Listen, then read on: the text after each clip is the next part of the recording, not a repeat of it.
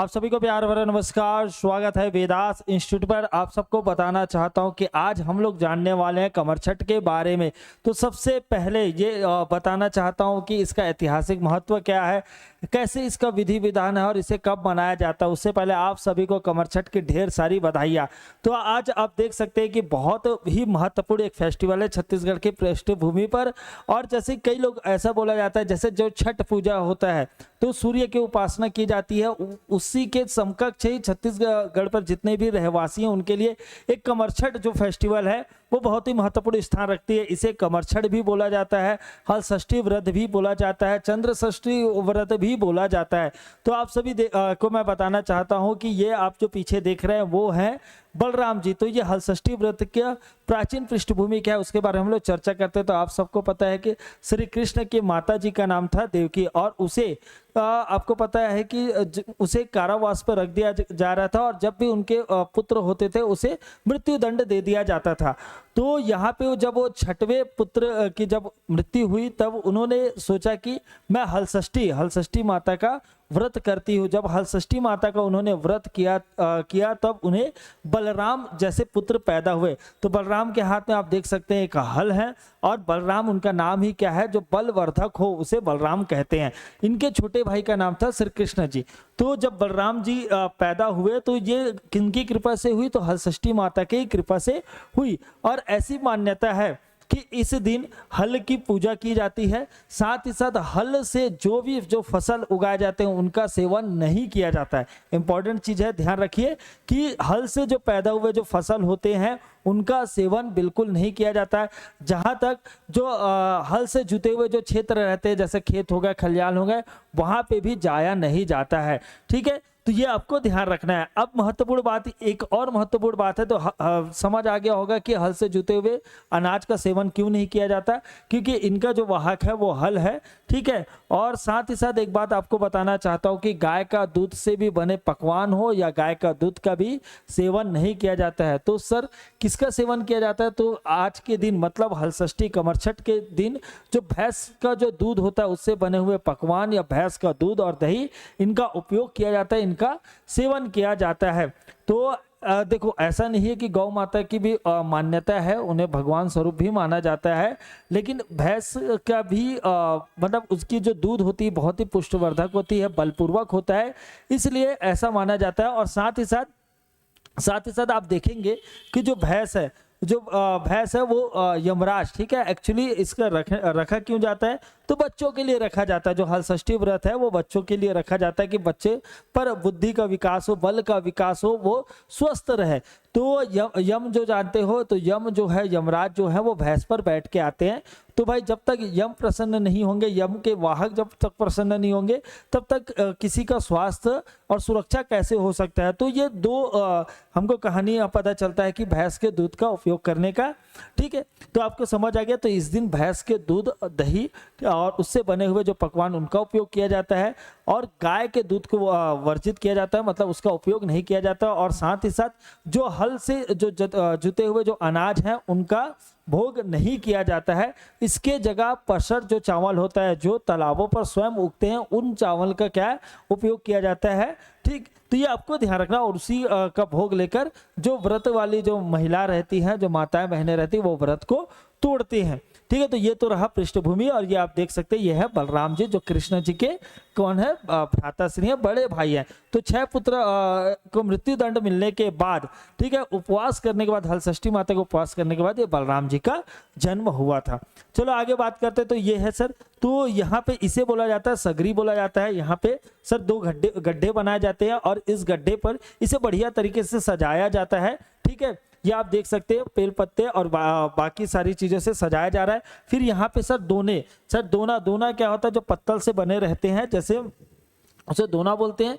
ठीक, इसमें क्या है, लाई लेकर आते हैं। और साथ ही साथ जो महिला रहती है, जो व्रत रखने वाली महिला रहती है, वो क्या करते हैं, मिट्टी से, ठीक है, बाटी बनाए जाते हैं, भौरे बनाए जाते हैं, जो ओरिजिनल वाले नहीं, ठीक है, बाटी और भौरे नहीं, मिट्टी से बनाए जाते हैं, जिसे, ठीक है। और बहुत सारे लोग जिनके पास ज्यादा टाइम रहता है और उनको थोड़ा कलाकारी और करना रहता है, तो वो डोंगा जानते हो ना, जो नाव होते हैं, वो भी बनाकर लाते हैं। और इसे सर जहाँ पे व्रत किया जाता है वहां पे इसे रखा जाता है।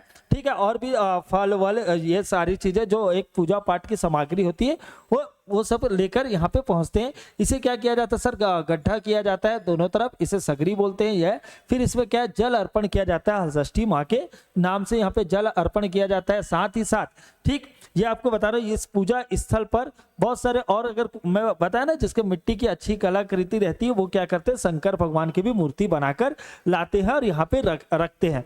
ठीक है, लेकिन ये बाटी और भौरा तो एकदम ज्यादा कंपलसरी रहते हैं, दोनों पर लाई लाया जाता है। फिर यहाँ पे कोई भी एक महिला रहती है और ज्यादातर ब्राह्मण घर की महिलाएं रहती है या पुरुष भी रहते हैं, या अगर मान के चलो वो अवेलेबल नहीं तो कोई भी एक महिला किसी भी कास्ट, किसी भी ठीक है कास्ट धर्म के होकर वो क्या करते हैं, हलषष्ठी माता का श्रद्धा पूर्वक कथा को पढ़ते हैं। अब बाकी लोग उसको सुनते हैं और बढ़िया विधि विधान से हलषष्ठी माता की पूजा की जाती है।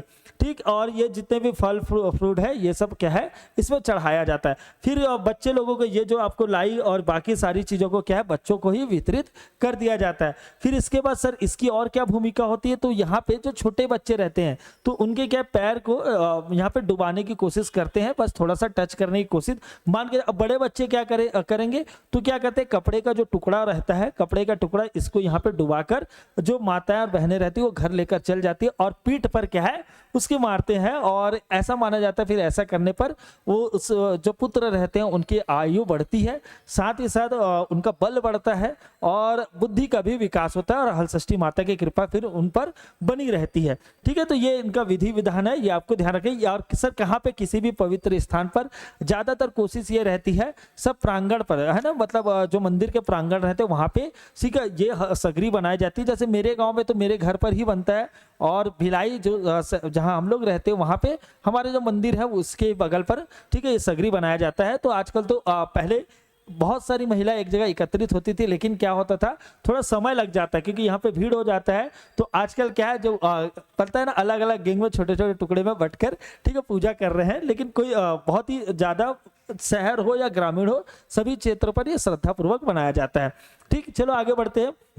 ये है सर, तो उपवास कैसे तोड़ा जाता है, तो उपवास हलषष्ठी जो उपवास है इसे आप देख सकते हैं, ये है पसर चावल और फल फ्रूट, और ये भाजी का भी बहुत महत्व रहता है, ये आपको ध्यान रखना है। क्योंकि यहीं पे क्लियर कट बोला गया है कि जो हल जो चले हुए जगह है वहां से किसी भी प्रकार के अनाज हो या किसी भी प्रकार के साग सब्जी किसी भी प्रकार से आपको सेवन नहीं कर सकते।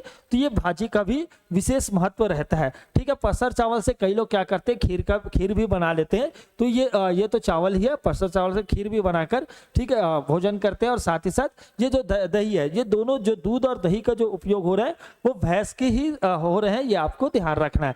ठीक है, और जो कहानी भी बहुत सारी कहानी हलषष्ठी माता से संबंधित कहानी भी बताते, उसे भी जब कहानी अगर आपने कभी सुना होगा या ध्यानपूर्वक सुनने की कोशिश करेंगे तो आप देखेंगे उसमें बताया जाता है कि अगर कोई ग्वाला है वो जो दूध बेच रहे हैं उसे भैंस के दूध को ना बेचकर अगर वो कमी हो गई तो गाय के दूध को बेचा जा रहा है, तो उसके क्या दुष्परिणाम हो सकते हैं। या कोई मान के चलो किसी बच्चे के प्रति द्वेष की भावना रख रहे हैं, दूसरे के बच्चे के प्रति द्वेष की भावना, उसके क्या दुष्परिणाम हो सकते हैं, ये सब बेसिकली हलषष्ठी माता की कहानी बताया जाता है। फिर हलषष्ठी माता के आशीर्वाद से सारी चीजें कैसे सही हो जाती है ये सब कहानी में कही जाती है।